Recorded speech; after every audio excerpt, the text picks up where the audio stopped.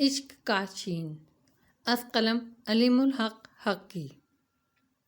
وصال مجھے خیال نہیں رہا پتر، ٹھیک ہے تم کھانا کھا کر آنا۔ وصال دین کے چہرے پر تشکر کا تاثر بے حد واضح تھا۔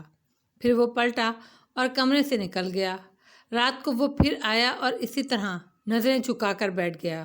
ٹھاکر کے لیے وہ مطالعے کا وقت تھا، وہ بیٹھا پڑھتا رہا۔ اسے بد اخلاقی کا احساس ہو رہا تھا، لیکن وہ جانتا تھا کہ وصال دین بات کرنے والا ہے ہی نہیں، وہ صرف اس کے سوالوں کا جواب دے گا، اور سوال وہ کتنے کر سکتا تھا؟ اصل میں ان کے درمیان مشترک کچھ تھا ہی نہیں، وہ بات کیا کرتے؟ پھر بھی بد اخلاقی کے احساس کو کم کرنے کے لیے ٹھاکر نے کئی بار اس سے چائے شربت کا پوچھا، مگر وصال دین نے ہر بار یہی کہا اسے کسی چیز کی ضرورت نہیں، ضرورت ہوئی تو خود مانگ لے گا۔ یوں وہ قربت ٹھاکر پرتاپ سنگھ کو بوجھل لگنے لگی، اس حد تک کہ مطالعے میں بھی اس کا انہماک متاثر ہونے لگا۔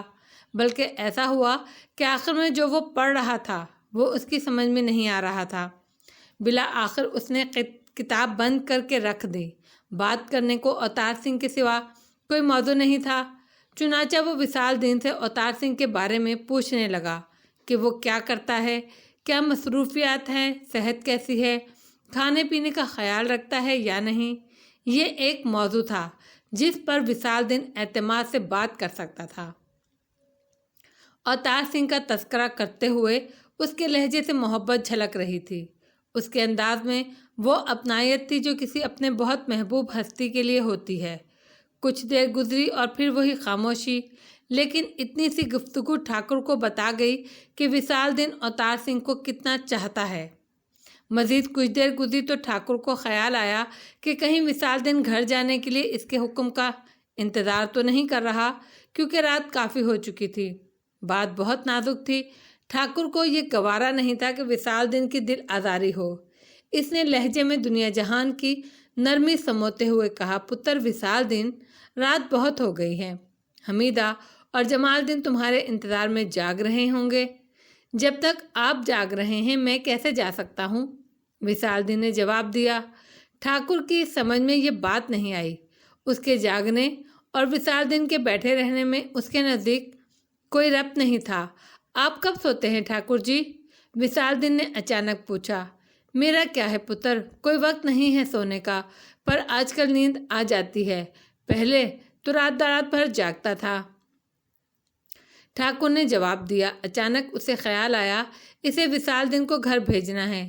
پتر اب تم گھر جاؤ، آپ سوئیں گے تو میں گھر جاؤں گا ٹھاکر جی۔ کیوں پتر؟ مجھے آپ کے پاؤں دبانے ہیں۔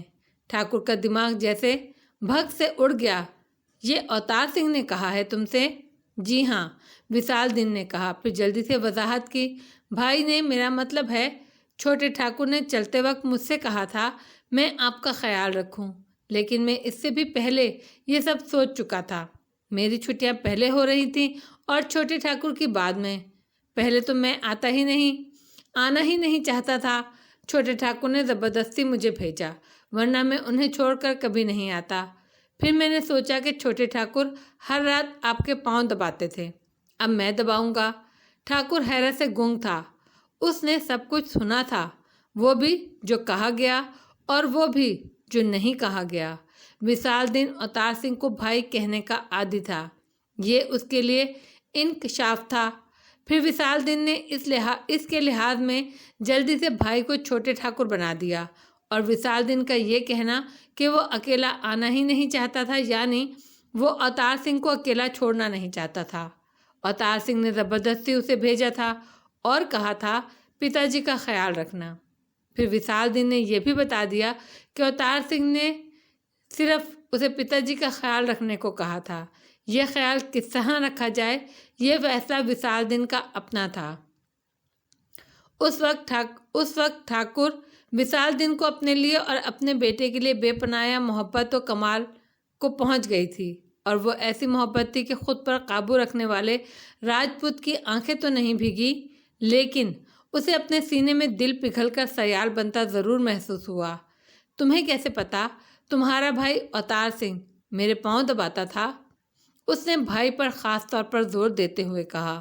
विशाल दीन ने भी बेसाख्ता जवाब दिया, ये बात तो भाई ने खुद मुझे बताई थी बहुत पहले।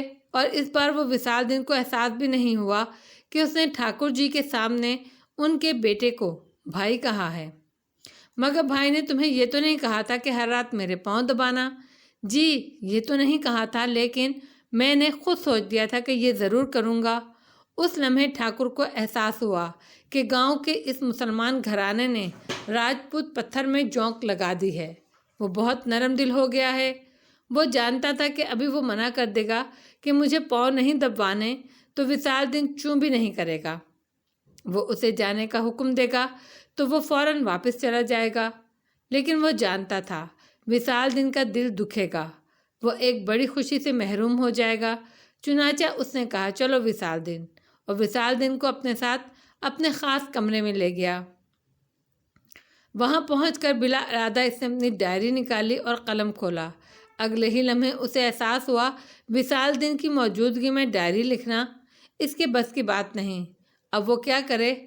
आखिर उसने डायरी को वापस रख दिया और बिस्तर पर नीम दराज हो गया। विशाल दीन इसके पाँव दबाने लगा। थोड़ी देर बाद वो किस्मसाया, विशाल दीन अब तुम जाओ, आप सो जाएंगे तो मैं चला जाऊंगा। अब ठाकुर को सोचना पड़ा। विशाल दीन की दिलजोई अपनी जगह, लेकिन इस मुरव्वत में उसका और जमाल दीन का दोनों का नुकसान था। आज विशाल दीन ने इसके साथ कम से कम 4-5 घंटे गुजारे थे। उसका मुताला गया, उसका डायरी लिखना गया। दूसरी तरफ विशाल दीन को इस वक्त तमाम में कोफ्त के सिवा क्या मिला? सिवाय उस वक्त के पाँव दबाते हुए उसे कुछ करने का एहसास हुआ होगा, कुछ खुशी मिली होगी। वरना 2 अफराद खामोश बैठे रहे, उनके दरमियान बात करने को कुछ भी ना हो तो ऐसी कुर्बत बोझ होती है। ये तो दोनों का नुकसान है। वो सोचता रहा कि इससे बचने के लिए क्या करे। बिला आखिर उसकी समझ में आ गई, विशाल दीन के लिए सिर्फ इतना काफ़ी था कि इसे पाँव दबाने का मौका मिल जाए, बाकी कुर्बत का बोझ उस पर से उतार दिया जाए तो वो ज़्यादा खुश रहेगा।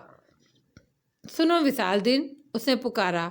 विशाल दीन इसके पाँव दबाता रहा। जी ठाकुर जी, दरअसल मैं बहुत मसरूफ़ होता हूँ। तुम ऐसा करो, बस एक वक्त आया करो, रात को 9 बजे आया करो। जी बहुत बेहतर। तुम्हें बुरा तो नहीं लगेगा विशाल दीन? नहीं ठाकुर जी, आपका हुक्म मानने में तो खुशी है। ठाकुर मुतमईन हो गया।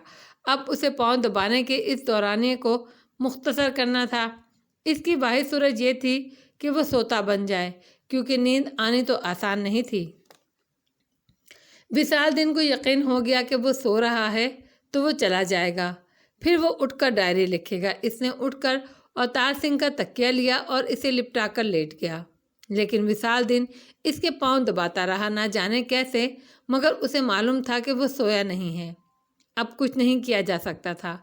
ठाकुर ने अपने जिस्म को ढीला छोड़ दिया, फिर पता नहीं कैसे, बहरहाल थोड़ी देर में वो गहरी नींद सो गया। आँख खुली तो सुबह हो रही थी। विशाल दीन कब गया उसे मालूम नहीं था, बस वो ये जानता था कि इसने बहुत अच्छी नींद ली है और ताज़ा दम बेदार हुआ है।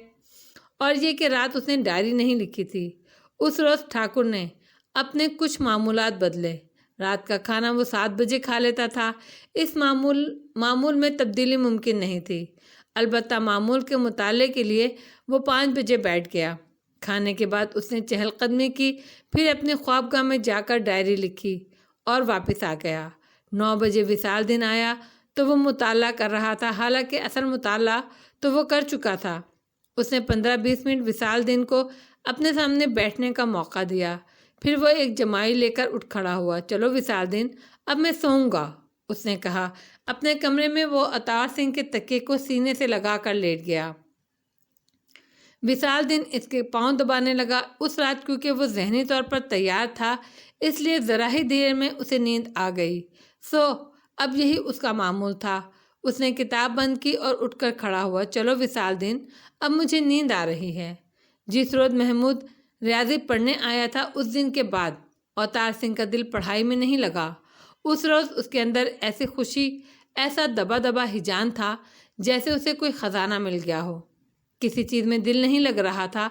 वो समझने की कोशिश कर रहा था ये कैफियत क्या है। इसकी समझ में बस इतना आया कि वो जिस महान हस्ती की برسوں سے جستجو کر رہا تھا، اسے اب پانے کے بہت قریب پہنچ چکا ہے۔ یہ یقین اسے کیوں ہوا یہ وہ نہیں جانتا تھا، بس وہ یہ سوچ رہا تھا اب وہ اسے مل جائے گا اور پھر وہ اس سے محبت کر سکے گا، جو کرنی چاہیے، جو وہ برسوں سے کرنا چاہتا ہے۔ اسی شام مولوی صاحب نہیں آئے۔ انہوں نے کہلا دیا کہ امتحان کے عرصے میں وہ اسے پڑھانے نہیں آئیں گے اور چھٹیاں ہوتے ہی وہ گاؤں چلا جاؤں گا میں۔ اوتار سنگھ نے کہا۔ مولوی صاحب نے اسے غور سے دیکھتے ہوئے پوچھا، تم اس بار بھی چھٹیوں میں مجھ سے پڑھنا چاہتے ہو؟ جی مولوی صاحب، وہ بولا۔ تو آپ میرے ساتھ ہی گاؤں چلیں۔ مولوی صاحب اسکول میں پڑھاتے تھے۔ اسکول میں چھٹیاں ہو چکی تھیں، تم گاؤں کب جاؤ گے؟ انہوں نے پوچھا۔ 18 تاریخ کو میرا آخری پرچہ ہے، میں 19 تاریخ کو گاؤں چلا جاؤں گا، تو تم چلے جانا۔ مجھے 19 تاریخ کو اپنی بھتیجی کی شادی میں شرکت کرنی ہے، میں 20 تاریخ کو خود گاؤں پہنچ جاؤں گا۔ یہ بات طے ہو چکی تھی، مگر اب شام ہوئی تو اوتار سنگھ مولوی صاحب کو مس کرنے لگا۔ وصال دن بھی نہیں تھا، اسے بڑی شدت سے تنہائی کا احساس ہو رہا تھا۔ آخر وہ اٹھا اور کوٹھے پر چلا گیا۔ وہاں بیٹھ کر وہ محمود سے حاصل ہونے والی معلومات کے بارے میں سوچنے لگا۔ اسے لگ رہا تھا کسی نادیدہ قوت نے اسے درست راستے کی طرف لگا دیا ہے، اس کا پہلا قدم صحیح راستے پر پڑ گیا ہے۔ ایک تو یہ نام اللہ اسے بہت اچھا لگا، اور وہ اسے نیا نہیں لگا، ایسے تھا جیسے وہ پہلے سے اس کے اندر موجود رہا ہو، بلکہ اب تو اس نے سوچ لیا تھا وہ اس مہان ہستی کو اسی نام سے پکارے گا، اسی نام سے سوچے گا۔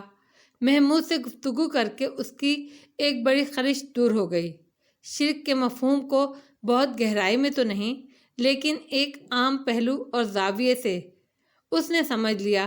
وہ تو خود سوچتا تھا کہ اللہ کا کوئی بیٹا، کوئی رشتہ دار نہیں ہو سکتا، کیونکہ اس کے اندر موجود کوئی کہتا تھا کہ اس جیسا کوئی نہیں ہو سکتا، ورنہ بیٹا کسی حد تک تو باپ جیسا ہوتا ہے۔ محمود نے بتایا کہ اللہ واحد ہے اور احد ہے۔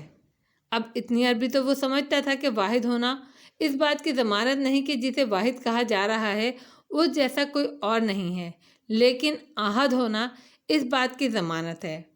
دوسری بات جو اس کی سمجھ میں آئی وہ پاکی اور ناپاکی کے حوالے سے تھی۔ محمود نے بتایا تھا کہ کلمہ طیبہ ہر ناپاکی کو دور کرتا ہے، خواہ وہ ظاہری ہو یا باطنی۔ یہ بات بھی اوتار سنگھ کی سمجھ میں اپنے اندر سے آتی تھی۔ اپنے باطن میں وہ ایسے کسی کلمے کی ضرورت بہت پہلے سے محسوس کرتا تھا۔ رفع حاجت کے بعد صابن سے خوب رگڑ رگڑ کر ہاتھ دھونے کے بعد بھی اس کی تسلی نہیں ہوتی تھی، اسے گندگی کا احساس ستاتا رہتا تھا۔ یہ کلمہ اسے کیا ملا؟ بہت بڑا خزانہ مل گیا۔ اس نے سوچ لیا کہ اب اپنے ہاتھوں کو، پورے جسم کو اس کلمے کی برکت سے پاک کیا کرے گا۔ یہ سوچتے ہوئے اسے خیال آیا کہ آدمی کے اندر اس کی بے خبری میں بھی تو ناپاکی ہو سکتی ہے، یہ کلمہ تو اس ناپاکی کو بھی دور کر دے گا۔ البتہ آسمانی کتابوں کے بارے میں وہ الجھن میں تھا۔ وحی کا تصور تو اس کی سمجھ میں آتا تھا، لیکن وحی پر اسے سنتے ہی یقین آ گیا تھا۔ لیکن سوال یہ تھا کہ وہ پہلے کون سی کتاب پڑھے۔ محمود نے قرآن کا تذکرہ کیا تھا، لیکن اس کے بارے میں زیادہ تفصیل سے بات نہیں کی تھی۔ ہاں، اس نے ایک بہت اہم بات کہی تھی۔ اس نے بتایا تھا کہ پیغمبر حضرت محمد صلی اللہ علیہ وآلہ وسلم روئے زمین پر آنے والے اللہ کے آخری پیغمبر ہیں، اور قرآن اللہ کی آخری کتاب ہے، کیونکہ دین مکمل کر دیا گیا ہے۔ اس بات کی اہمیت سے وہ سمجھ نہیں پا رہا تھا۔ بہرحال وہ اتنا سمجھ گیا تھا کہ کسی بھی کتاب کا آخری ایڈیشن ہی مکمل ترین ہوتا ہے۔ جو کچھ پہلے ایڈیشن میں رہ گیا ہوتا ہے وہ آخری ایڈیشن میں شامل کر لیا جاتا ہے۔ اس اعتبار سے اسے قرآن ہی پڑھنا چاہیے تھا، لیکن اس کے ساتھ ہی اسے ڈر لگنے لگا۔ جس نے زمین، آسمان، چاند، سورج، ستارے بنائے ہیں، نباتات اگائے ہیں، وہ پورا نظام قائم کیا ہے، اس کا کلام کیسا ہوگا؟ یہ تو نہیں ہو سکتا کہ وہ کسی کی رہنمائی کے بغیر اسے پڑھ سکے، اور اللہ پاک ہے تو اس کا کلام بھی پاک ہوگا۔ اسے پڑھنے کے لیے ناپاکی دور کرنے کے علاوہ بھی کچھ شرائط ہوں گی۔ کون جانے وہ ان شرائط پر پورا بھی اترتا ہے یا نہیں۔ اس پر ایسا خوف طاری ہوا کہ اس کا جسم پوری طرح لرزنے لگا، اور اس خوف سے اس نے یہ نتیجہ اخذ کیا، یہ خوف بے سبب نہیں، یہ بھی اللہ کی طرف سے ہے، اور تنبیہ ہے کہ وہ بغیر اہلیت حاصل کیے اس کا کلام پڑھنے کی کوشش نہ کرے۔ اسی لمحے اوتار سنگھ نے فیصلہ کر لیا کہ ابھی وہ قرآن نہیں پڑھے گا۔ حالانکہ یہ ناممکن نہیں تھا، وہ قرآن حاصل بھی کر سکتا تھا اور پڑھ بھی سکتا تھا، لیکن اس کے اندر سے اشارہ موصول ہو رہا تھا، ابھی اسے اس کی اجازت نہیں۔ ہاں، البتہ وہ کلمہ طیبہ سے استفادہ کر سکتا تھا اور خود کو پاک کرنے کی بہم کوشش کر سکتا تھا۔ ان فیصلوں کے بعد اس کے اندر ایسی طمانینت ابھری جو اس کے لیے بالکل نیا تجربہ تھی۔ اس کے نزدیک وہ بھی ایک اشارہ تھا، اللہ اس کے فیصلوں کی تائید کر رہا تھا، اسے بتا رہا تھا اس نے درست فیصلے کیے ہیں۔ مالک چھوٹے ٹھاکر، رنجنا کی آواز نے اسے چونکا دیا۔ اس نے سر اٹھا کر دیکھا۔ کیا بات ہے رنجنا؟ رات ہو گئی ہے مالک، بھوجن کر لیں۔ اسی لمحے اوتار سنگھ کو شدت سے وصال دن یاد آیا۔ جس روز وہ نیچے والی کی آواز سن کر بے خود ہوا تھا، وصال دن نے ہی آ کر اسے چونکایا تھا۔ وہ اداس ہو گیا، آج وصال دن اس کے ساتھ نہیں ہے۔ چلو میں آتا ہوں۔ رنجنا چلی گئی، وہ بھی اٹھ کر کھڑا ہوا۔ زینے سے اترتے ہوئے اسے محمود کی ایک اور بات یاد آئی۔ محمود نے کہا تھا اسلام کے بارے میں جاننا چاہتے ہو تو کسی عالم سے بات کرو، مولوی صاحب یقیناً عالم ہیں۔ اس نے سوچا اب میں ان سے معلومات حاصل کروں گا۔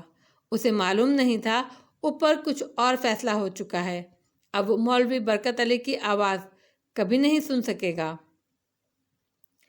کانتی پرساد جی کھانا کھا کر اٹھ گئے۔ اوتار سنگھ نے رنجنا سے پوچھا، دوپہر والا کھانا بچا ہے؟ جی مالک، لاؤں؟ ہاں لاؤ۔ رنجنا شامی کباب اور کوفتے لے آئی۔ میٹھا بعد میں دوں گی چھوٹے ٹھاکر۔ اوتار سنگھ کو وہ کھانا اب بھی اچھا لگ رہا تھا۔ کیسا لگا چھوٹے ٹھاکر؟ رنجنا نے اس سے پوچھا۔ بہت اچھا، بہت مزیدار، اوتار سنگھ نے کہا۔ ان کو میری طرف سے شکریہ ادا کر دینا۔ موسیٰ بول رہی تھی یہ تو تم لوگوں کا حق ہے، تم ہمارے مہمان بھی ہو اور پڑوسی بھی۔ بڑی محنت کی ہوگی بوا نے۔ بوا نے ہر چیز حور بانو نے اپنے ہاتھ سے بنائی تھی چھوٹی ٹھاکر۔ حور بانو کون ہے؟ سب سے بڑی بہن۔ اب اوتار سنگھ اس سے زیادہ کچھ پوچھ نہیں سکتا تھا۔ وہ جانتا تھا کہ وہ 3 بہنیں ہیں، لیکن وہ یہ نہیں جانتا تھا کہ جس آواز سے اسے محبت ہوئی ہے وہ کس کی تھی۔ اور کچھ ہوا نہ ہوا ہو، اسے سوچنے کے لیے بہت کچھ مل گیا، اور وہ بھی خوش امیدی ابھارنے والا۔ رنجنا اسے بتاتی تھی کہ نیچے کھانا پکانا بوا کی ذمہ داری ہے یا گھر کے مالکن کی۔ لڑکیاں کھانا پکانے میں دلچسپی نہیں لیتی۔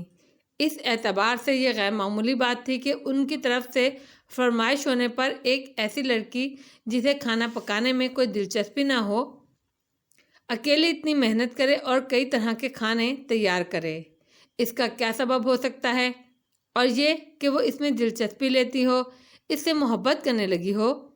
اوتار سنگھ نے خود کو ٹوکا۔ یہ خیال خوش فہمی کے سوا کچھ نہیں ہو سکتا۔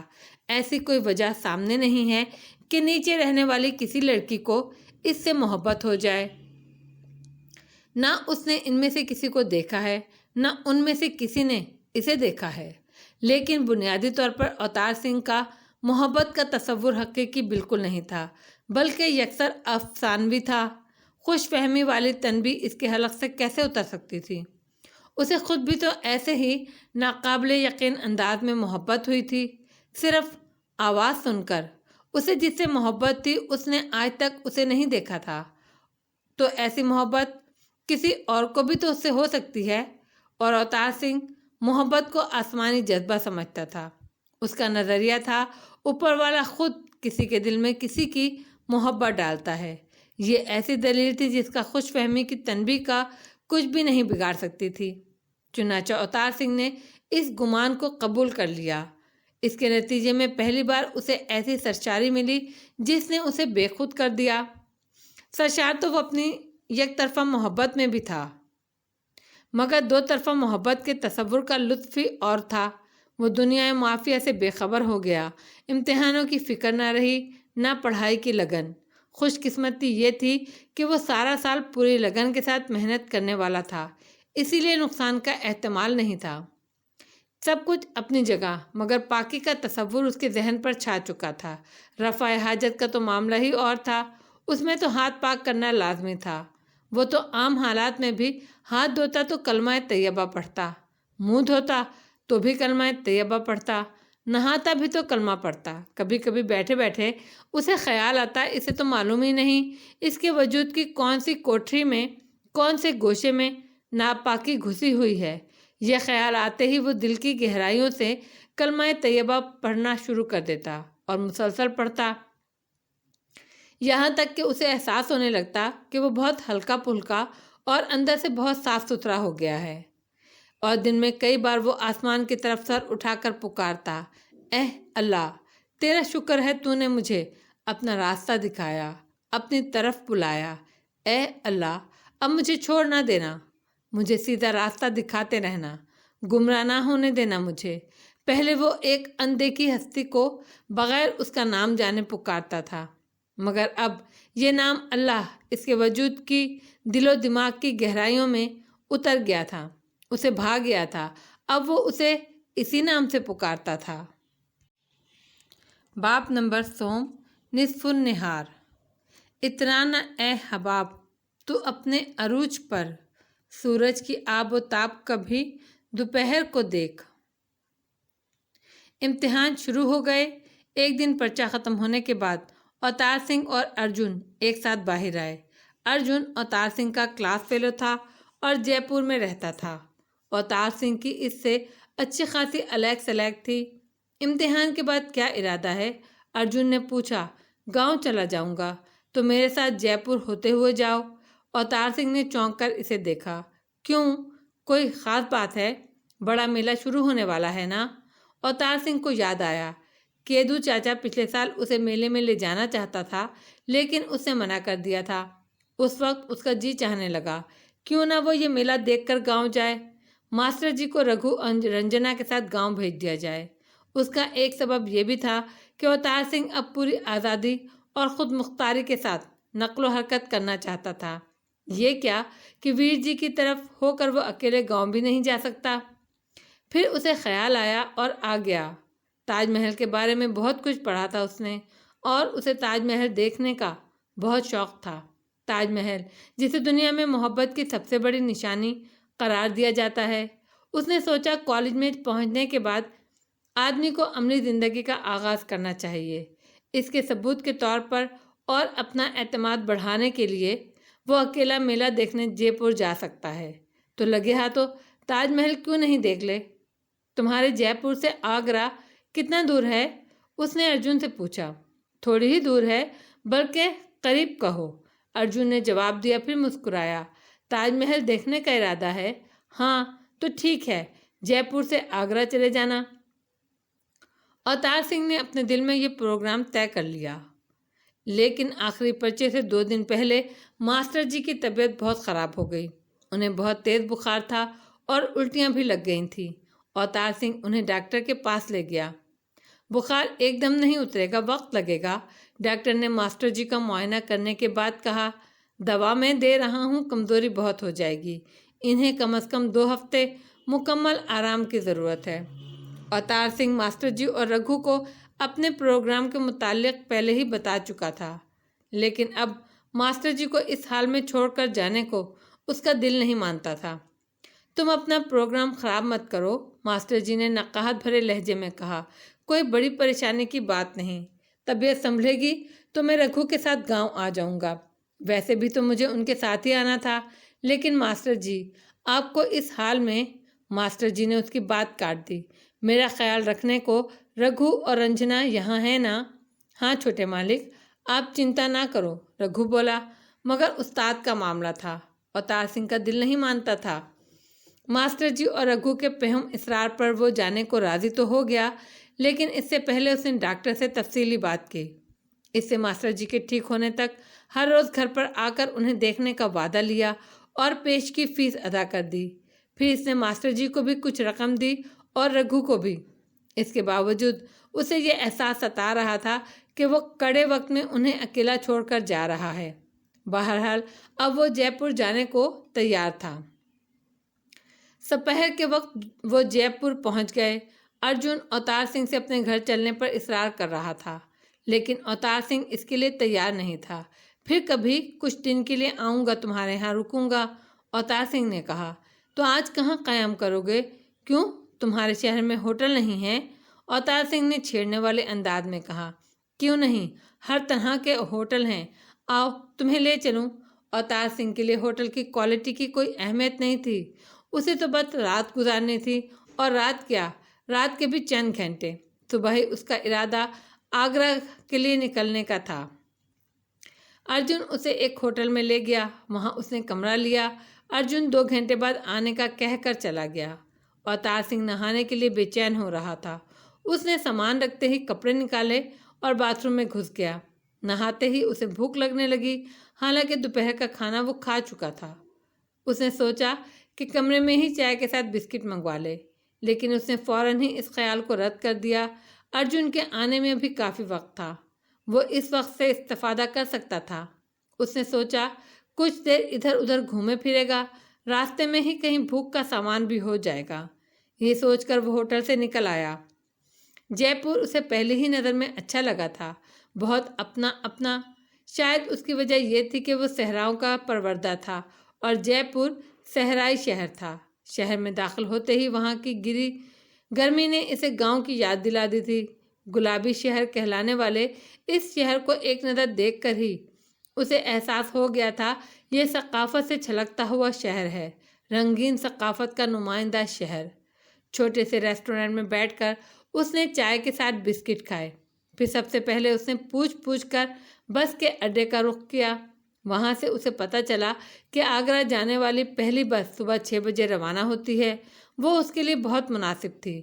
आगरा में इसे काफ़ी वक्त गुजारने का मौका मिल जाता। वहाँ से वो बाज़ार आया और वहाँ घूमता फिरा। बाज़ार बारौनक था, दुकानें आरास्ता थीं और हर तरह के माल से भरी हुई थीं। कपड़े की दुकानें देखकर वो ठुठका। दिल्ली से तो वो कुछ नहीं ले सका था, लेकिन यहाँ उसे सोच लिया कि वो पिताजी, अम्मा, चाचा जी और वीर जी के लिए कुछ खरीदेगा, मगर अभी वो खरीदने के इरादे से नहीं निकला था। उसने सोचा खरीदारी रात को कर लेगा। वहाँ मूर्तियों की एक बहुत बड़ी दुकान भी थी। भगवान, हनुमान, काली माता, सरस्वती सभी की मूर्तियाँ मौजूद थीं और हर साइज़ में। बाज़ बुत तो बहुत बड़े बड़े भी थे। वो यूं ही तफरीहन दुकान में चला आया। उसने मुख्तलिफ मूर्तियों की कीमत मालूम की। ख़रीदना तो उसे कुछ नहीं था। वो दिल में इन मज़हका खेज़ तसव्वुर पर सोच रहा था और हंस रहा था कि भगवान भी बाज़ार में बिकता है और दूसरे खुदा भी, जो चाहे ख़रीद ले। वो भगवान, वो देवता जिनसे जाहिल लोग प्रार्थना करते हैं, अपनी मनोकामनाएं जिनसे मांगते हैं, वो तो ख़ुद को बिकने की हक़ारत और ज़लालत से भी नहीं बचा सकते। क्या इसमें कोई कुदरत हो सकती है जो ख़ुद को बिकने से भी ना बचा सके? ये तो भगवान की तौहीन है कि वो चंद सिक्कों में बिक जाता है। दुकान से निकलकर अवतार सिंह दिल ही दिल में कलमा तैयबा पढ़ता रहा। उसका ख्याल था कि मूर्तियों की दुकान में जाकर शायद वो नापाक हो गया है। उसी लम्हे इसके दिल में अजीब सा जज्बा पैदा हुआ, अल्लाह के लिए मोहब्बत का जज्बा। उसका जी चाहा वो अल्लाह के लिए कुछ ऐसा करे जिससे अल्लाह खुश हो, बहुत खुश। उसके जहन में महूम सा ख्याल था कि वो ऐसा कुछ कर सकता है क्या, ये वो फ़िलहाल नहीं जानता था, लेकिन उसे लगता था कोशिश करेगा तो वो आसानी से जान भी जाएगा। वो होटल पहुंचा तो अर्जुन उसका इंतज़ार कर रहा था। इससे पहले अवतार सिंह ने सिर्फ अपने गांव का मेला देखा था।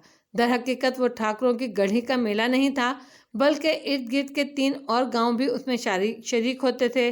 लेकिन जयपुर का मेला देखकर अवतार सिंह की आंखें फैल गईं। इतने बड़े मेले का तो उसने तसव्वुर भी नहीं किया था। वहाँ हर तरह की तफरीहात थीं, खेल तमाशे थे, सर्कस भी था, करतब भी दिखाए जा रहे थे, जिस्मानी मुकाबले भी हो रहे थे। ऊँटों की दौड़ शुरू होने वाली थी। कबड्डी और कुश्ती के मुकाबले देखने वालों का बड़ा हजूम था। दूसरी तरफ मेले में बाजार से भी बड़ा बाजार लगा था। वहाँ बिला शुबा सैकड़ों स्टॉल थे, हर चीज़ का स्टॉल। कहीं कपड़ा बिक रहा था तो कहीं औरतें चूड़ियाँ पहन रही थीं और जेवरात देख रही थीं। वहाँ कई ज्योतिषी भी थे। एक बूढ़ी औरत थी जो लोगों का हाथ देखकर उनकी किस्मत का हाल बता रही थी। औरतों की दिलचस्पी या तो खरीदारी में थी या झूलों में, लेकिन झूलों के पास बच्चों का हजूम सबसे ज़्यादा था। इसके अलावा खाने पीने की चीज़ों के स्टॉल पर भी सबसे ज़्यादा रश था। अवतार सिंह इस रौनक में अर्जुन सिंह के साथ घूम फिर रहा था, लेकिन वो बहुत खोया खोया था।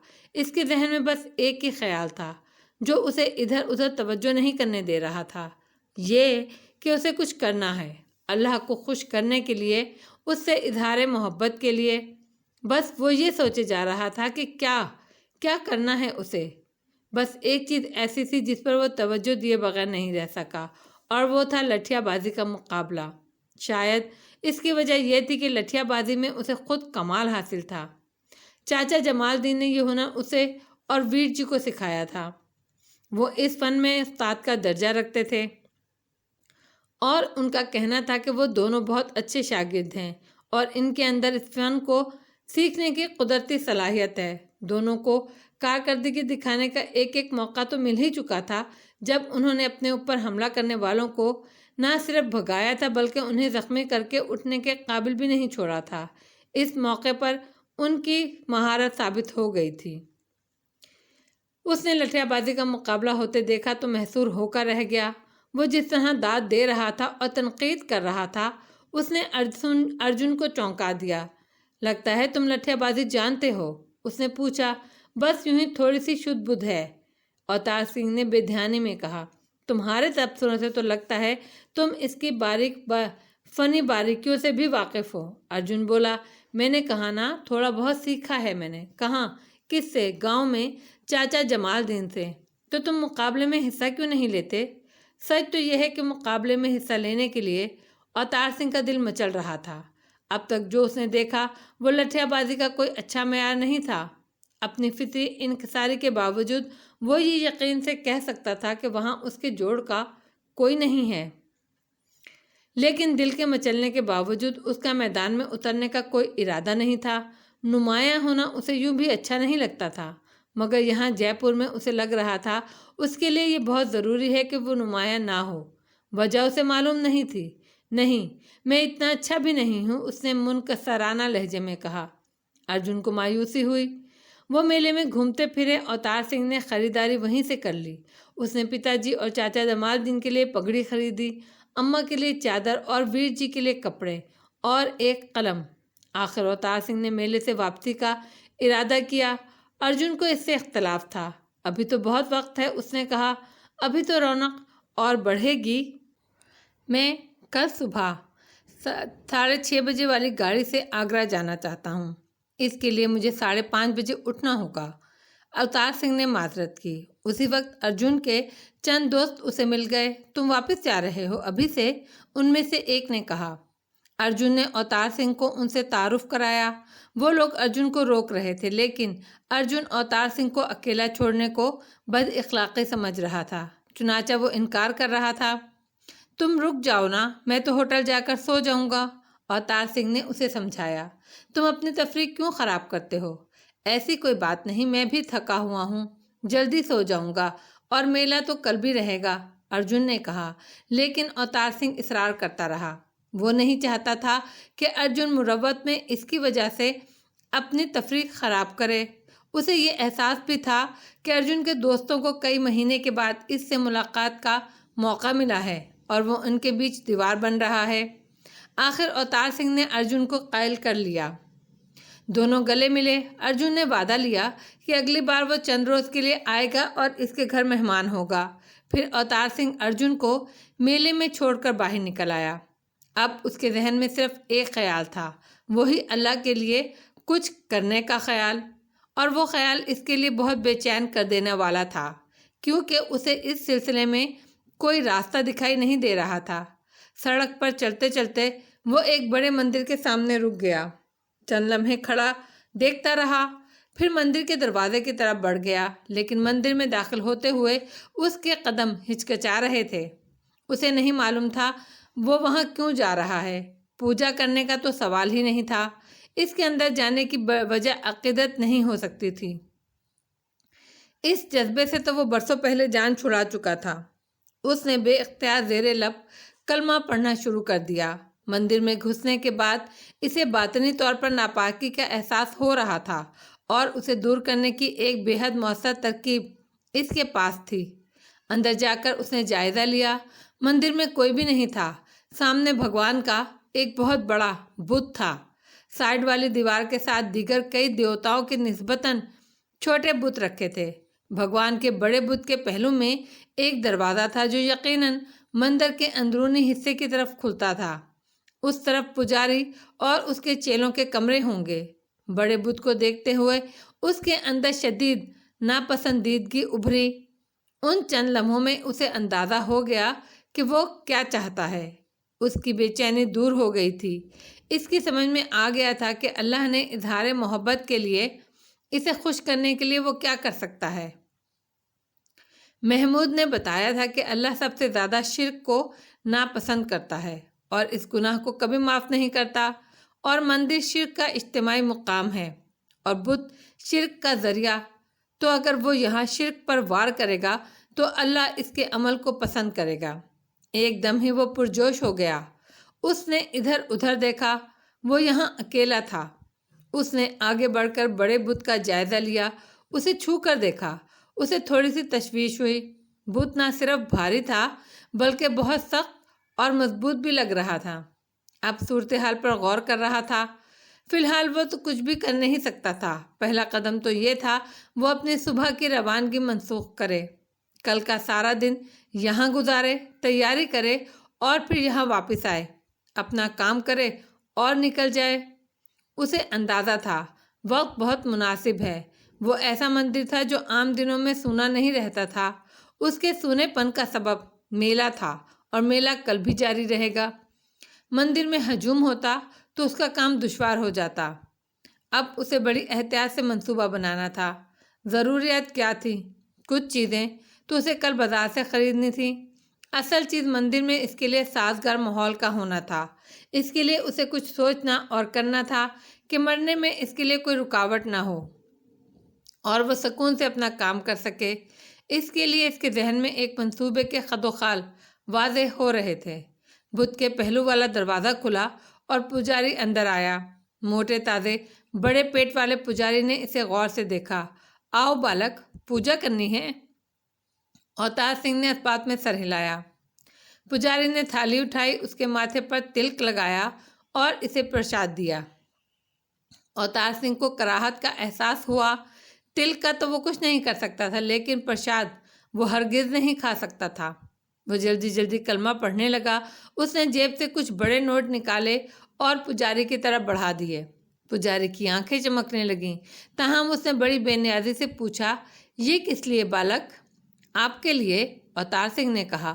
میں بہت دور سے آیا ہوں پنڈت جی، میں نے آپ کو سپنے میں دیکھا تھا۔ پنڈت کی باتیں کھل گئیں۔ لڑکا اسے کوئی بہت بڑی آسامی لگ رہا تھا۔ کیا دیکھا تھا بالک؟ اس نے بڑی دلچسپی سے پوچھا۔ میں نے سپنے میں اپنے سورگ باشی ماتا جی کو دیکھا۔ وہ کہہ رہی تھی جے پور جاؤ، وہاں کے بڑے مندر کے پجاری کو بھیٹ دو اور اس سے گیتا کا پاٹھ سنو، مگر اکیلے میں سننا۔ تم نے کہا تھا بالک کہ تم نے مجھے سپنے میں دیکھا تھا؟ جی مہاراج، پھر میں نے دیکھا کہ میں مندر کے اندر کسی کمرے میں ہوں، شاید آپ کا کمرہ ہے۔ وہاں میں آپ کے کچھ چیلوں کے ساتھ بیٹھا ہوا آپ سے گیتا کا پاٹھ سن رہا ہوں۔ اس کے بعد آپ اور آپ کے چیلے میری لائی ہوئی مٹھائی کھا رہے ہیں۔ پھر میں آپ کو ماتا جی کے کہنے کے مطابق 500 روپے دے رہا ہوں۔ بس اتنا ہی دیکھا تھا میں نے۔ پنڈت تو نہال ہو گیا۔ 200 روپے اسے پہلے مل چکے تھے اور 500 روپے ملنے کا امکان سامنے تھا۔ اس نے مسکراتے ہوئے کہا، تم بہت بھاگیاوان ہو بالک، تمہارا سپنا اوش سچا ہے۔ تم نے مجھے سپنے میں ایسے ہی دیکھا تھا؟ جی وہ آپ ہی تھے مہاراج، پرنتو آپ کا کمرہ۔ اوتار سنگھ کے لہجے میں ہلکا سا شک تھا۔ اب وہ شک دور کرنا پجاری کی ذمہ داری تھی۔ 500 روپے کا سوال تھا۔ چلو میں تمہیں اپنا کمرہ دکھاتا ہوں۔ یہ مندر کا دروازہ کھلتا رہتا ہے، یہ بھگوان کا گھر ہے بالک، یہاں بری نیت سے کوئی آ نہیں سکتا، پجاری نے بڑے ہی یقین سے کہا۔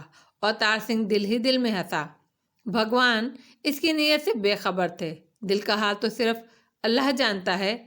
دروازہ ہم رات 11 بجے بند کرتے ہیں، آؤ میرے ساتھ۔ پجاری اسے اندر لے گیا۔ وہاں ایک بڑا احاطہ تھا جس کے 2 اطراف کمرے بنے ہوئے تھے۔ تیسری سمت ایک اور دروازہ تھا، وہ شاید مندر میں رہنے والوں کے لیے باہر نکلنے کا راستہ تھا۔ اوتار سنگھ کو سارے کام آسان ہوتے محسوس ہو رہے تھے۔ پجاری کا کمرہ دوسرے کمروں سے بہت بڑا تھا، اتنا بڑا کہ اس میں 50 سے زیادہ افراد آسانی سے بیٹھ سکتے تھے۔ تم نے سپنے میں یہی کمرہ دیکھا تھا نا بالک؟ پجاری کے لہجے میں اصرار تھا۔ لگتا تو یہی ہے، اور کچھ ہو ہی نہیں سکتا، پنڈت نے زور دے کر کہا۔ آپ کے چیلے کتنے ہیں؟ 9 ہیں۔ مجھے لگتا ہے میں نے چیلے زیادہ دیکھے تھے۔ اوتار سنگھ کوئی کمی نہیں چھوڑنا چاہتا تھا۔ لگتا ہے نا، پرنتو دیکھے 9 ہی ہوں گے، ہو سکتا ہے، اوتار سنگھ نے بے دلی سے کہا۔ پھر بولا، مگر یہاں کمرے تو زیادہ ہیں، تو 6 داسیاں بھی تو ہیں نا بالک؟ پجاری نے جلدی سے کہا۔ اوتار سنگھ کو غلطی کا احساس ہو گیا، اب اسے نبھانا تھا۔ ارے ہاں مہاراج، میں نے سپنے میں 6 دیو داسیاں بھی دیکھی تھیں، وہ بھی گیتا کا پاٹھ سن رہی تھیں، اور انہوں نے مجھے میرے ہاتھوں میں پرساد دکھایا تھا۔ اوش دکھایا ہوگا، سچے سپنے بھی تو بھول سکتے ہیں، پرنتو کوئی کمی نہیں رہتی۔ 500 روپے کے لیے پجاری سب کچھ قبول کر سکتا تھا۔ جی مہاراج، میں اپنے چیلوں اور داسیوں کو بلاتا ہوں، پھر پاٹھ سناؤں گا۔ اوتار سنگھ کے لیے یہ ممکن نہیں تھا، ابھی تو اسے بہت تیاری کرنی تھی۔ آج نہیں مہاراج، یہ کام کل کریں گے۔ پنڈت بڑا ہی بے صبرا ہو رہا تھا۔ اس نے کہا، کیوں بالک؟ آج کا دن تو شبھ ہے، میں نے سپنے میں گرووار کا دن دیکھا تھا، اور رات 11 بجے کے بعد کا وقت۔ اوتار سنگھ نے کہا، اور سپنا سچا ہے تو سب کچھ ویسا ہی ہوگا جیسا میں نے سپنے میں دیکھا تھا۔ آپ، چیلے اور دیو داسیاں میرے ساتھ مٹھائی کھائیں گی، پھر میں آپ کو بھیج دوں گا۔ اوش ویسا ہی ہوگا بالک، اور میں نے سپنے میں مندر کا دروازہ بھی بند ہی دیکھا تھا۔ وہ تو 11 بجے کے بعد بند ہونا ہی ہے، تو میں کل 11 بجے آؤں گا مہاراج، میں انتظار کروں گا بالک۔ اوتار سنگھ مندر سے نکلا تو اس کے رگوں پہ میں سنسنی دوڑ رہی تھی، اس کی بے چینی دور ہو چکی تھی، اور وہ بہت خوش تھا۔ وہ ہوٹل گیا، نہا دھو کر سونے کے لیے لیٹ گیا، لیکن سونے سے پہلے بہت دیر تک اپنے منصوبے کی نوک پلک درست کرتا رہا، یہ سوچتا رہا کل اسے کیا کیا کرنا ہے۔ سوتے وقت وہ مطمئن تھا، اس نے کبھی کوئی جھول نہیں چھوڑا، البتہ اگلا دن بڑا مصروفیت کا تھا۔ اگلی صبح سب سے پہلے اوتار سنگھ ایک مٹھائی کی دکان پر گیا۔ مجھے 5 سیر لڈو بنوانے ہیں، اس نے حلوائی سے کہا۔ 2 روپے سیر ہوں گے، حلوائی نے کہا۔ پیسوں کی مجھے کوئی پرواہ نہیں، لڈو ایسے ہوں کہ کوئی کھائے تو اس کا ہاتھ ہی نہ رکے۔ حلوائی نے اسے غور سے دیکھا۔ پھر قیمت بڑھ جائے گی، 3 روپے سیر دوں گا۔ لڈو ایسا ہوگا آدمی کھائے تو کھاتا ہی چلا جائے۔ مجھے منظور ہے، مگر ایک بات اور ہے، اوتار سنگھ نے رازدانہ انداز میں کہا۔ بولو مہاراج، اصل میں ہم کچھ دوست ہیں کالج کے، ساتھ ہی یہاں آئے ہیں میلہ دیکھنے، میں ان کے ساتھ شرارت کرنا چاہتا ہوں، یوں ہی مذاق میں۔ میں سمجھ گیا، لڈوؤں میں بھنگ ملا دوں؟ حلوائی مسکرایا۔ نہیں، یہ تو پرانا ہو چکا۔ اوتار سنگھ بولا، میں تمہیں منہ مانگی قیمت دوں گا۔ لڈوؤں میں بے ہوشی کی دوا ملانی ہوگی، تیز اثر کرنے والی، ایسی کہ رات کو آدمی کھائے تو پھر دوپہر کو ہی اٹھے۔ حلوائی نے اسے مشکوک نظروں سے دیکھا۔ کوئی گڑبڑ تو نہیں بابو جی؟ ارے نہیں، بتایا نا، میرے کالج کے دوست ہیں، پچھلی بار میں ان کے مذاق کا نشانہ بنا تھا۔ حلوائی چند لمحے سوچتا رہا، پھر سر ہلاتے ہوئے بولا، ٹھیک ہے، لیکن 10 روپے سیر دوں گا، منظور ہے۔ کب چاہیے لڈو؟ رات 10:30 بجے تیار ملیں گے، پرنتو پورے 50 روپے پیشگی لوں گا۔ نہیں، آدھے ابھی اور آدھے لڈو لے جانے کے وقت۔ نہیں بابو جی، میں تو پورے پیسے پیشگی لوں گا، دیکھو نا، تمہارا ارادہ بدل گیا تو میرا نقصان ہوگا، وہ لڈو تو میں کسی کو بیچ بھی نہیں سکتا۔ اوتار سنگھ نے کچھ دیر ہچکچانے کی اداکاری کی۔ حلوائی اسے بہت غور سے دیکھ رہا تھا، وہ نہیں چاہتا تھا کہ اتنا تگڑا گاہک ہاتھ سے نکلے۔ اس نے سوچ لیا تھا کہ اگر لڑکا پھسلنے لگا تو آدھے پیسے ہی پکڑ لے گا، وہ نہیں آیا تب بھی فائدہ ہے، 10 روپے کے لڈو ہوں گے اور 25 روپے کے وہ دوائی۔ بالآخر اوتار سنگھ نے جیب سے 50 روپے نکال کر اس کی طرف بڑھائے۔ اچھا، بے ہوشی کی دوا سے لڈو کے ذائقے میں تو فرق نہیں پڑے گا نا؟ سوال ہی پیدا نہیں ہوتا بابو جی، تم بے فکر رہو، کھانے والے کو پتہ بھی نہیں چلے گا۔ بس تمہیں 10:30 بجے آؤں گا، دکان بند تو نہیں کرتے تم؟ میلے کے دنوں میں تو آدھی رات تک دکان کھلی رہتی ہے بابو جی، تم بے فکر ہو کر جاؤ۔ اگلا مرحلہ زیادہ مشکل تھا، اس کے لیے اوتار سنگھ کو بہت دوڑ دھوپ کرنی پڑی۔ اسے ایک کلہاڑی اور ایک ہتھوڑا خریدنا تھا، لیکن اس کے لیے اس کی کچھ شرائط تھیں۔ یہ ضروری تھا کہ دونوں چیزیں سائز میں چھوٹی ہوں تاکہ وہ انہیں اپنے لباس میں بآسانی چھپا کر لے جا سکے۔ ہلکی ہوں تو اور بھی بہتر ہے، لیکن کلہاڑی بہت تیز ہو، کیونکہ بت بہت بھاری تھا اور سخت بھی معلوم ہوتا تھا۔ وہ درجنوں دکانوں میں گیا، لیکن مؤثر ترین کلہاڑی وہ تھی جو بڑی بھی تھی اور بھاری بھی، اور اسے تو اس پر بھی شبہ تھا کہ وہ بڑی اور بھاری کلہاڑی بھی اس بت کا کچھ بگاڑ نہیں سکے گی۔ دوسرے، وہ یہ بھی نہیں چاہتا تھا کہ زیادہ آواز ہو اور لوگ متوجہ ہوں۔ اسے تو بڑی ہی خاموشی سے اپنا کام کر کے نکل آنا تھا۔ بالآخر ایک دکان پر اسے اپنے مطلب کی چیزیں مل گئیں۔ دونوں چیزیں باہر کی تھیں اور دیکھنے میں بے ضرر لگتی تھیں۔ پہلی نظر میں تو وہ بھی دھوکہ کھا گیا۔ نہیں بھائی، اس کلہاڑی سے تو لکڑی بھی نہیں پھٹے گی۔ اس نے دکاندار سے کہا، بابو جی غور سے دیکھو اس کی دھار۔ دکاندار بولا، یہ تو لوہا بھی کاٹ دے گی۔ اوتار سنگھ نے دھار پر انگلی رکھی ہی تھی کہ سرخ رنگ کی لکیر نمودار ہو گئی۔ کلہاڑی کی دھار بلا شبہ بہت تیز تھی، لیکن اہم سوال یہ تھا، اس بت کا بھی کچھ بگاڑ سکے گی یا نہیں؟ میں ذرا اور دیکھ لوں، شاید اس سے بہتر کچھ مل جائے۔ اس نے کہا، دیکھ لو بابو جی، بازار موجود ہے، پرنتو اس سے اچھی چیز ملے گی نہیں۔ اوتار سنگھ نے پورا بازار چھان مارا۔ اسے اندازہ ہو گیا کہ دکاندار کا چیلنج بجا تھا۔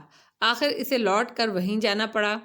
کلہاڑی اور ہتھوڑا خریدنے کے بعد اس کی تیاری مکمل ہو گئی۔ وہ ہوٹل جا کر سکون سے سو گیا۔ شام کو وہ میلے کے لیے تیار ہو کر نکلا۔ اس کی مہم میں ابھی کافی وقت تھا۔ گزشتہ روز کے برعکس اس روز میلے میں اس کا دل لگا اور اس نے خوب تفریح کی۔ وجہ یہ تھی کہ پچھلے روز وہ ایک الجھن میں تھا، جبکہ آج نہ صرف وہ الجھن دور ہو چکی تھی بلکہ وہ خوش تھا کہ آج وہ کچھ کرنے والا ہے، ایک ایسا کام جو شاید اللہ کو پسند آئے۔ وہ گھومتا پھرا، اس نے جسمانی مقابلے دیکھے، لیکن ان میں حصہ لینے کے خیال کو اس نے رد کر دیا۔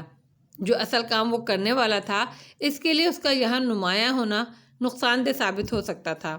یہاں کوئی اسے نہیں جانتا تھا، بعد میں بات کھلے گی تو اس کی سمجھ میں نہیں آئے گا کہ اسے کہاں ڈھونڈا جائے۔ اسے ڈر تھا کہ کہیں ارجن سے سامنا نہ ہو جائے، مگر خوش قسمتی سے ایسا نہیں ہوا۔ 9 بجے وہ میلے سے نکلا اور ہوٹل کی طرف چل دیا۔ اب اسے اپنے اصلی کام کی تیاری کرنی تھی۔ اوتار سنگھ کو نہیں معلوم تھا اس کا یہ سوچنا کہ اس شہر میں کوئی اسے جانتا پہچانتا نہیں کتنا غلط ہے۔ یہ درست ہے کہ وہ اس شہر میں پہلی بار آیا تھا، لیکن اس شہر میں 8 افراد ایسے تھے جو نہ صرف یہ کہ اسے جانتے تھے پہچانتے تھے بلکہ اس کے لیے جذبات بھی رکھتے تھے۔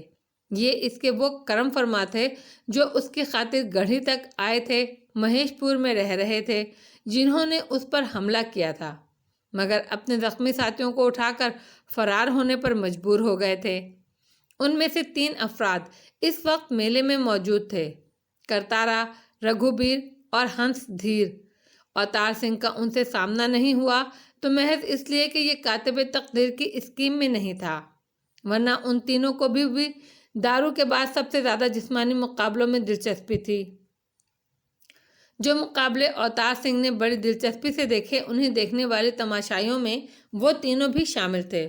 فرق یہ تھا کہ وہ دائرے کے ایک جانب تھے اور اوتار سنگھ دوسری جانب۔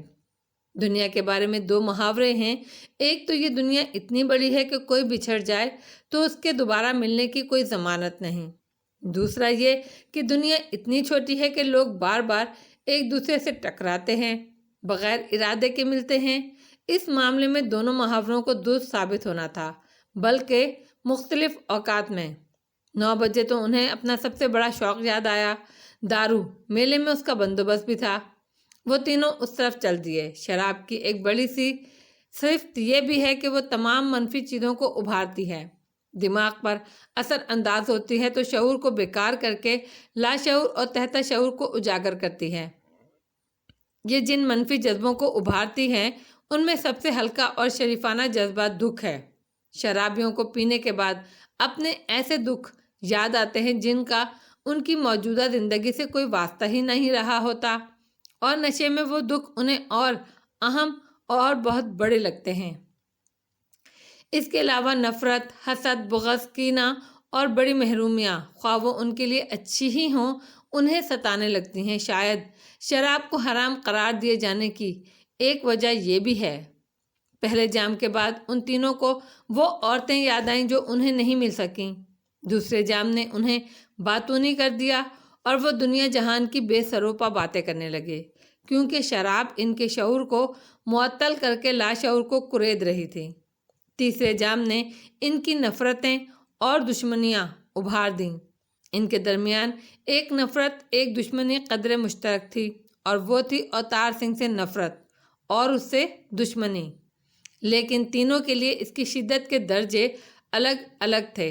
करतारे के लिए इसकी अहमियत सबसे कम थी, इसलिए कि वो इसका ज़ाती मामला नहीं था। वो जसवंत का दोस्त था और जसवंत की केदारनाथ से दोस्ती थी।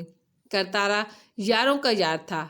जब उसे पता चला कि कोई अवतार सिंह नामी लड़का केदारनाथ के रास्ते की रुकावट है और उसे दूर करना है, तो उसने हामी भर ली, हालांकि उसने लड़के को देखा तक नहीं था। बात वही थी, वो उसका ज़ाती मामला नहीं था। उसने अपने दोस्तों से बात की और उन्हें लेकर चल दिया। ये अलग बात है कि वहाँ से नाकामी वापस हुई। करतारे को इस बेइज्जती की वजह से अवतार सिंह से नफरत थी। रघुबीर की नफरत और दुश्मनी करतारे से ज़्यादा थी। वो करतारे की दोस्ती की वजह से इस स्कीम में शामिल हुआ था।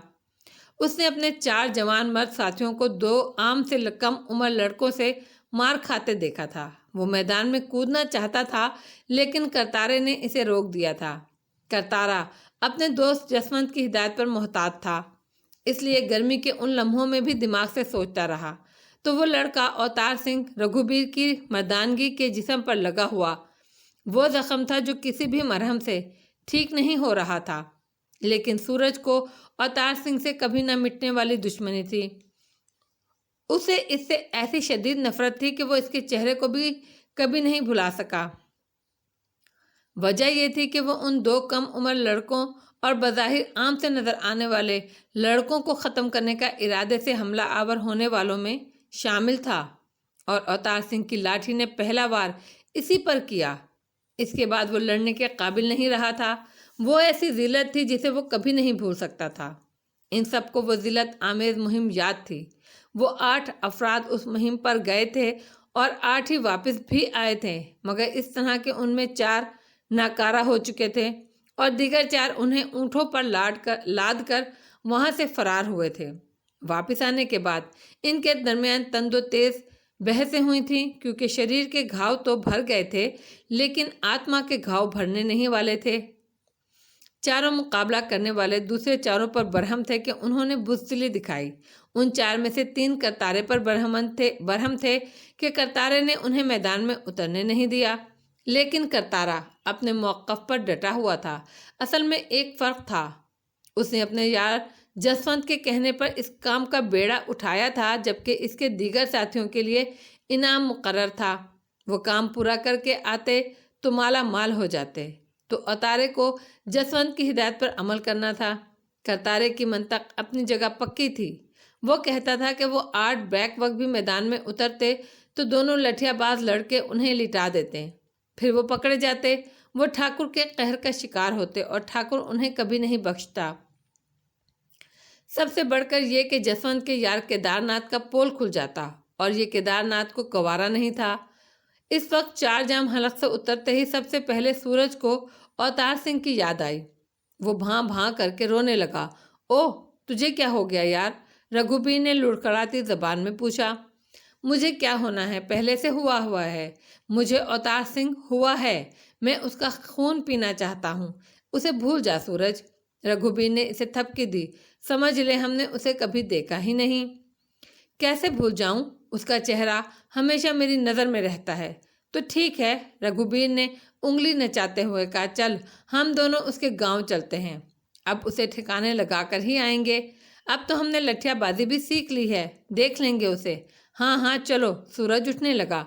करतारे ने हाथ पकड़कर उसे बिठा दिया। वो जब भी पीने के लिए उठते थे यही कुछ हुआ करता था। करतारे को याद था कि उसे कब क्या करना है। उसे याद था जब वो नाकाम होकर वापस आए थे तो उन्होंने फौरन ही दूसरे हमले की तैयारी शुरू कर दी थी। उन्होंने एक माहिर लठियाबाज की शागिर्दी इख्तियार कर ली थी, लेकिन तैयारी मुकम्मल होने से पहले ही केदारनाथ जसवंत से बात करने जयपुर आया था और इसके बाद जसवंत ने करतारे से कहा था अब उस लड़के की तरफ देखना भी नहीं, बात उलट गई है। उसे कुछ हो गया तो मेरे यार का बड़ा नुकसान हो जाएगा। करतारा जसवंत की बात नहीं टाल सकता था। उसने अपने सब साथियों से वचन ले लिया, लेकिन वो पीकर बहकते थे तो इस वचन को भूल जाते और उसे याद दिलाना पड़ता। इस वक्त भी उसने यही किया। मुझसे किया हुआ वचन याद है, उसने सूरज को झंझोड़ते हुए कहा। उस लड़के को छूना भी नहीं है। तो मैं क्या करूं? यहाँ सीने में हर वक्त आग जलती रहती है। सूरज ने सीने पर हाथ मारकर कहा, जलने दे, जलने से कुछ नहीं होता, पर जब तू दारू पीता है तो ये भड़कती है। तो मैं क्या करूं? या तो पिया ना कर या इतनी पिया कर कि ये आग इससे बुझ जाए। करतारे ने बेपरवाही से कहा, ये ले और पी। वो पीता रहा। करतारे ने गुफ्तगू का आगाज किया और रुख बदल दिया बात का। कुछ देर बाद सूरज उठकर खड़ा हुआ। लो, कहाँ चला मेरा यार? रघुबीर ने लहक कर पूछा। बस मैं जाऊंगा, उसे ढूंढूंगा, क्या पता वो मिल ही जाए। सूरज ने कहा। करतारा कुछ कहना भी चाहता था कि रघुबीर ने इसका हाथ अपने हाथ से दबाकर इसे चुप रहने का इशारा किया। फिर वो सूरज से बोला, ठीक है, तू जाकर इसे ढूंढ, मिल जाए तो मुझे भी बताना। जरूर बताऊंगा, सूरज ने कहा और लड़खड़ाते कदमों से एक तरफ चल दिया। करतारे ने उसे सवालिया नजरों से रघुबीर को देखा। तुमने क्यों जाने दिया उसे? जाने दे यार, ढूंढेगा तो कुछ दिल ही बहल जाएगा। आग तो ठंडी होगी, अब वो यहाँ तो इसे मिलने से रहा। इस पर दोनों हंसने लगे। ठाकुर प्रताप सिंह अब बड़ी बेचैनी से बेटे का इंतजार कर रहा था। अब विशाल दिन को भी देखकर उसे सुकून का एहसास नहीं होता था, बल्कि शिद्दत से अवतार सिंह की याद आती थी। गुज़श्ता रात उसने विशाल दिन से पूछा था, मेरे पुत्र के इम्तिहान कब ख़त्म हो रहे हैं? विशाल दिन ने चंद लम्हे सोचने के बाद कहा, आज उनका आखिरी पर्चा था। ये सुनकर ठाकुर बेचैन हो गया। तब तो उसे आ जाना चाहिए था, वो रुकने वाला तो नहीं। किसी वजह से रुक गए होंगे ठाकुर जी, कल आ जाएंगे। सो आज सुबह ही से ठाकुर बेटे की राह तक रहा था। दोपहर को उसने खाना भी नहीं खाया। अब तो अवतार सिंह के साथ ही खाऊंगा, उसने सोचा। शाम हो गई। वो हवेली के बाहर छिड़काव करा के कुर्सियां लगवा कर बैठ गया। उसकी नजरें आने वाले रास्ते पर जमी थीं। फिर ठाकुर ने मौलवी बरकत अली को अकेले आते देखा तो उसे घबराहट होने लगी। वो खुद उठकर उनकी तरफ लपका। क्या बात है मौलवी साहब, और लोग कहाँ हैं? उसने पूछा। वो लोग तो नहीं आ सके हैं, पर क्यों? कांति प्रसाद जी बीमार हो गए हैं, वो आ नहीं सकते। अवतार सिंह ने रघु और रंजना को उनके पास रुकने को कहा है। ठाकुर और परेशान हो गया। तो आप अवतार सिंह को तो अपने साथ लेकर आते। मैं घर होता हुआ आया हूँ, अवतार सिंह वहाँ था ही नहीं, वो तो कल ही रवाना हो गया था। ठाकुर की परेशानी की अब तो कोई हद ही नहीं थी। पर वो यहाँ नहीं आया। उसने कहा था वो जयपुर जा रहा है, मेला देखेगा, फिर आगरा जाएगा ताजमहल देखने। मौलवी साहब ने वजाहत की। मेरा अंदाज़ा है वो कल या परसों यहाँ पहुँचेगा। इस तरफ से इत्मीनान हुआ तो ठाकुर को दूसरी फिक्र लग गई। पहली बार वो अकेला निकला है। उसने तशवीश भरे लहजे में कहा, आप परेशान ना हो ठाकुर जी, वो बहुत अक्लमंद है। अब वो कॉलेज में है, उसे प्रैक्टिकल लाइफ के लिए तैयार होना है। सारी उम्र उंगली पकड़ कर तो नहीं चलेगा, और मैं समझता हूँ कि वो बहुत समझदार और अहल है। ठाकुर को फ़ख्र का एहसास हुआ। वाकई उसका बेटा कॉलेज में पढ़ता है, जवान हो चुका है। ठाकुर ने मौलवी साहब की खूब तवाज़ो की। अवतार सिंह की फ़िक्र कम हुई तो उसे ख्याल आया कि अभी 2 रात पहले उसने एक बहुत बड़ा फैसला किया था। उसकी समझ में नहीं आ रहा था कि इस पर अमल पैरा कैसे हो। इस सिलसिले में वो किसी से बात भी नहीं कर सकता था। अब उसने सोचा وہ اس سلسلے میں مولوی صاحب سے مدد لے سکتا ہے۔ پہلے اسے ان کا خیال ہی نہیں آیا تھا، شاید اس لیے کہ اس نے سوچا بھی نہیں تھا کہ وہ اس سال بھی آئیں گے۔ اپنی زندگی کے اہم ترین فیصلے کے بارے میں کسی سے بات کرنے کا تصور ہی اس کے لیے سنسنی خیز تھا۔ مولوی صاحب یقیناً اس کی مدد کر سکیں گے۔ اس نے سوچا رات کو وہ ان سے بات کرے گا۔ اس رات وصال دن آیا تو ٹھاکر نے اس سے کہا، پتر وصال دن، آج مجھے ایک بہت ضروری کام ہے، آج تم چلے جاؤ۔ جی ٹھیک ہے، وصال دن نے کہا۔ پھر اسے اوتار سنگھ کا خیال آیا۔ بھائی، میرا مطلب ہے چھوٹے ٹھاکر نہیں آئے؟ نہیں پتر، وہ میلہ دیکھنے چلا گیا ہے، شاید کل آئے۔ وصال دن چلا گیا۔ رات کے کھانے کے بعد ٹھاکر مولوی صاحب کے کمرے میں چلا گیا۔ وہ ہڑبڑا کر اٹھ بیٹھے۔ مولوی صاحب، مجھے آپ سے ایک ضروری کام ہے۔ مولوی صاحب نے اس کام کے بارے میں سنا تو پہلے تو اس کا منہ حیرت سے کھل گیا، پھر انہوں نے ہیجان سے لرزتی آواز میں کہا، کیا آپ کو پورا یقین ہے؟ اور ٹھاکر نے اس بات میں سر ہلا دیا۔